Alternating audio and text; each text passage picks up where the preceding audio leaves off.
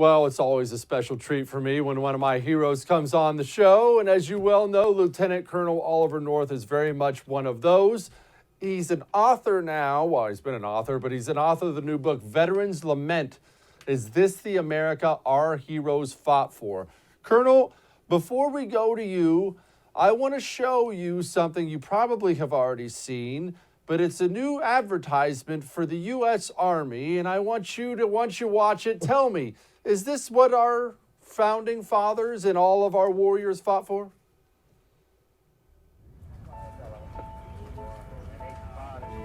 This is the story of a soldier who operates your nation's Patriot missile defense systems.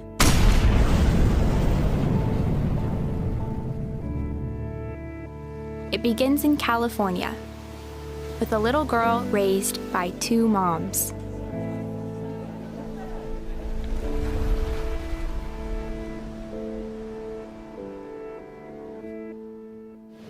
Although I had a fairly typical childhood, took ballet, played violin, I also marched for equality.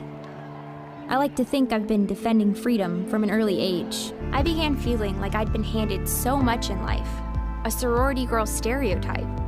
Sure, I'd spent my life around inspiring women, but what had I really achieved on my own? I needed my own adventures, my own challenge. And after meeting with an Army recruiter, I found it. A way to prove my inner strength and maybe shatter some stereotypes along the way.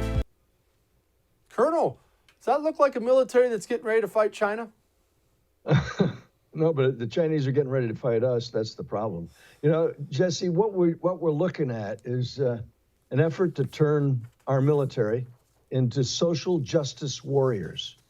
I mean, that's what the order, you know, if you think about what we've just been through. Back in February, word was sent out to every U.S. military unit around the world that regardless of what else you got going, every unit will take at least one man day, or I mean, I guess I just committed an offense, one person day, and spend that on educating everybody and as a part of the process of getting rid of guys like me, okay? Because I'm white, I got blue, actually hazel eyes.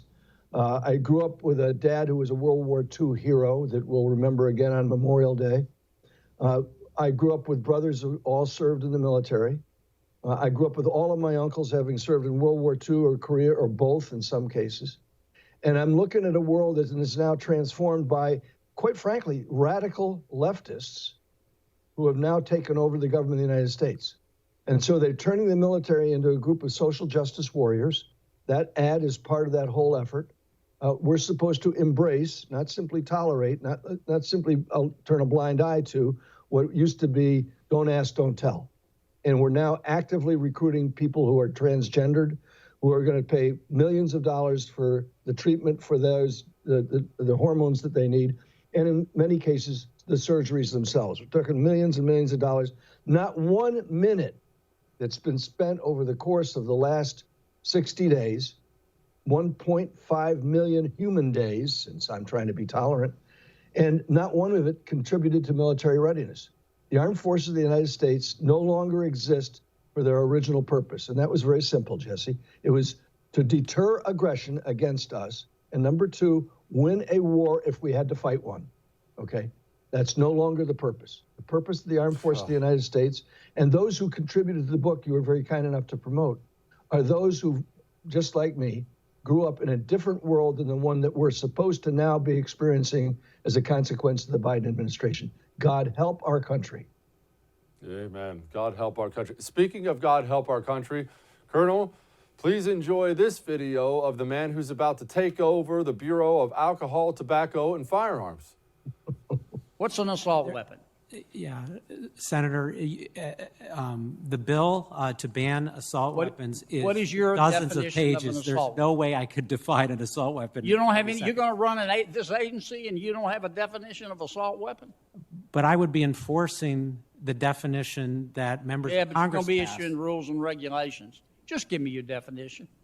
I'll give you one definition that ATF Give me your currently definition. uses. One definition that ATF currently Give me your definition. I can give you one definition. If you won't that ATF answer my currently question, how can I vote for you? I'm done, Mr. Chairman. I don't think I'm going to get an answer. Colonel, why won't he answer? I almost suspect that he doesn't want to answer for a very specific reason. Well, his definition actually includes what I refer to as a modern sporting rifle.